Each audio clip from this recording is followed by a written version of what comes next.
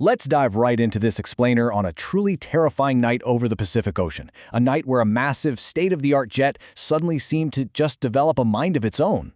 I mean, picture this. You're in the cockpit, you have mere seconds to diagnose and solve a problem you have literally never been trained for, and you know that the lives of everyone on board depend entirely on whatever you decide to do next. Now, just listen to these chilling words. They capture the exact mental image that flashed through Captain Jack McMahon's mind just seconds after takeoff. His own aircraft was actively fighting him. The plane was, for all intents and purposes, trying to kill them. He actually imagined his flight becoming the third major aviation disaster of that year, and investigators later just chalking it all up to simple pilot error. But McMahon absolutely refused to let that happen. So to really wrap our heads around how he saved the day, we need to go back to just before midnight on April 12, 1977. We are aboard a shiny new Lockheed L-1011 TriStar. Now this is a massive aircraft capable of holding nearly 300 people, but on the short 30-minute late-night hop from San Diego to Los Angeles, it was carrying just 41 passengers and a highly experienced crew. The plane had been flying perfectly all day long, but deep inside, a critical fault was just waiting to strike.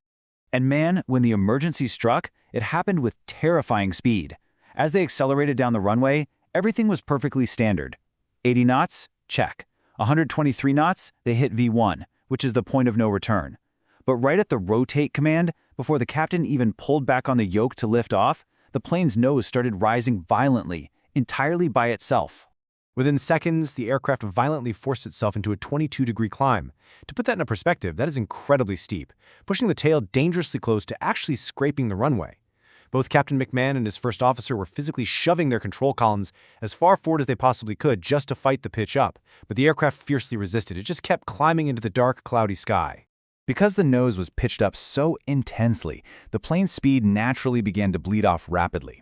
As they watched their airspeed decay below 138 knots, they faced the ultimate pilot's nightmare, a deadly aerodynamic stall. Basically, if the wing's angle to the oncoming air gets too steep, the air simply stops flowing smoothly over the top. The wings stop generating lift altogether, and the aircraft turns into tens of thousands of pounds of dead weight just falling from the sky. This is where things get completely surreal.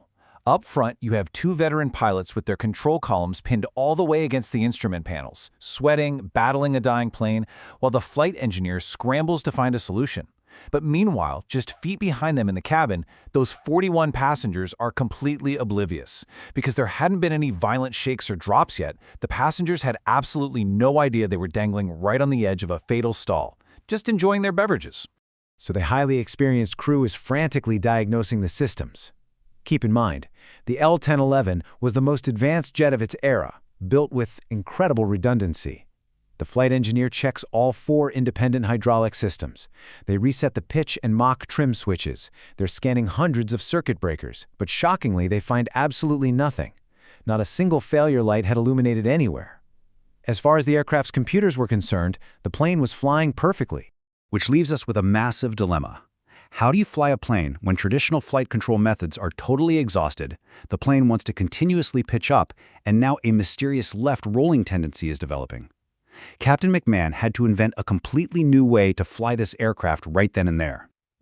If he pulled back the throttles to drop the nose, they might lose too much speed and stall. But if he left them, they would keep climbing until they stalled anyway. Well, that brings us to a brilliant, entirely out-of-the-box solution: differential engine thrust.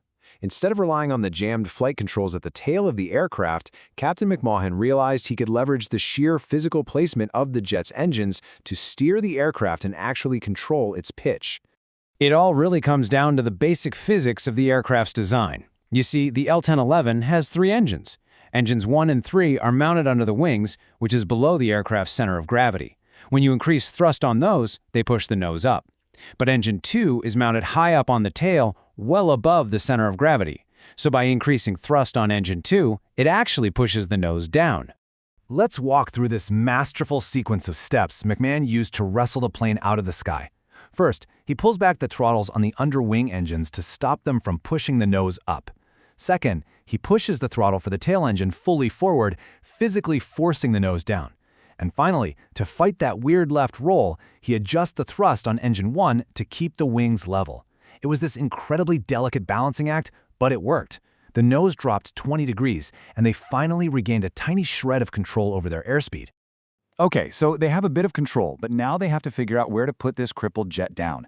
They considered air bases and distant cities, but ultimately they chose to land at Los Angeles. Now, why LAX? It had terrible weather that night, a 700-foot cloud base and awful visibility. But it offered one crucial advantage, an approach straight in over the Pacific Ocean.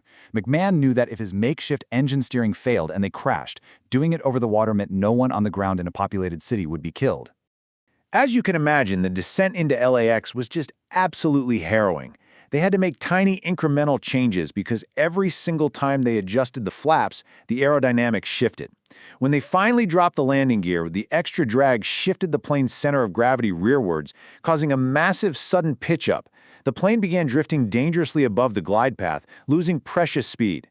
McMahon had to instantly slam that tail engine throttle forward again, just to fight the pitch-up and save them from stalling into the ocean. Because they couldn't risk lowering the flaps fully or flying too slowly, they had to approach the runway extremely fast. They barreled over the runway threshold at a blistering 170 knots. That's over 300 kilometers per hour. McMahon knew he couldn't attempt a normal landing flare, because if he pulled the nose up to soften the landing, the plane might just keep climbing, stall, and crash directly onto the tarmac. So he had to accept a brutal, high-speed impact. He literally had to fly the aircraft directly into the ground. The main wheels hit, but the nose stayed stubbornly in the air. And once the wheels hit, it was an all-out war. Both pilots are holding the control wheels fully forward. McMahon slams on the heavy brakes, throws engines 1 and 3 into maximum reverse thrust, but very smartly keeps engine 2 at idle reverse to ensure it didn't cause another pitch-up. They were screaming down the runway, just fighting to stop this speeding jet without scraping the tail or bursting a single tire. And incredibly, they did it. They stopped safely on the runway. Not a single passenger was injured. 49 people lived to see another day entirely because of some of the greatest, most intuitive flying in commercial aviation history. McMahon and his crew had completely rewritten the rulebook on how to fly a broken aircraft. But you have to hear this ironic twist, because it just perfectly sums up the bizarre nature of this entire flight. The passengers were immediately ushered onto a replacement plane to finish their journey, still having no idea they had nearly just died. As they boarded, an angry, completely oblivious passenger actually handed Captain McMahon a complaint note about the delay, whining about missing a connection. McMahon simply looked at him and replied, "The best I could." So, what actually caused all of this? Investigators swarmed the aircraft and discovered the hidden flaw. The left elevator on the tail had been jammed in the fully up position right before takeoff. The culprit? Simple moisture. It had seeped into a bearing through repeated pressurization cycles and corroded it. Literally, one single, tiny, rusted part jammed the controls, causing the horrifying uncommanded pitch and roll, all while the computers remained blissfully unaware. Today, because of incidents exactly like Flight 1080, aviation engineering has vastly improved. There are no longer single points of failure in modern flight controls, and pilots now have digital displays showing the exact position of their control surfaces. But as we close out this explainer, it leaves us with a pretty provocative question. As our machines become infinitely more complex and our reliance on computers grows, what other invisible hazards might still be lurking just beneath the surface of our routine flights, waiting to challenge the pilots of tomorrow?